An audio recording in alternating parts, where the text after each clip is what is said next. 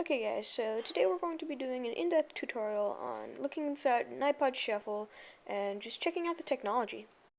What you're going to need is a hammer, an iPod. I'm pretty sure it works with any color, but I'd use pink just to be safe. Let's get started. We're outside, and I'm going to start this by smashing it into the ground just to loosen it up a little bit.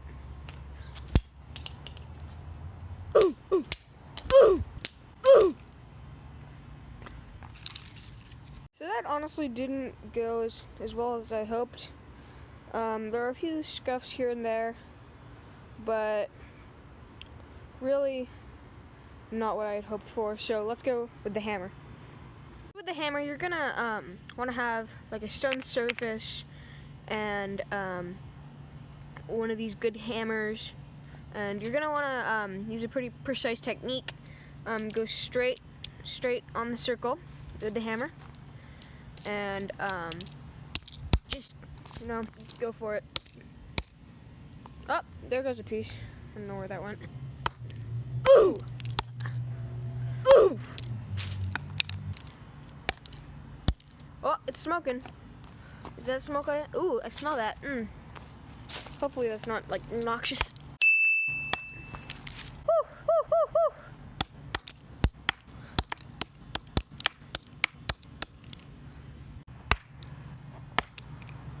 So, as you can see, we're being very careful not to destroy any of the important components of the iPod. You can see the motherboard and all of the little buttons. It's a little memento to keep. It's the play button. It's not a YouTube play button, but it's something. Here's the flap, which you can kind of just take apart now. Yeah, let's see. I want to be very careful while doing this. See, I just kind of poked my finger there a little bit, as not to harm any of the important components of the iPod.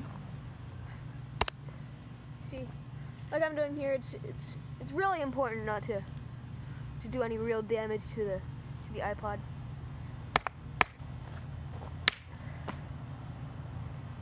Okay guys, I think that'll do it. Sorry if this was a bit boring. I know this is one of my more in-depth, sciencey, getting into the technology side of it videos, but I had a lot of fun with it, and I hope you had fun watching it.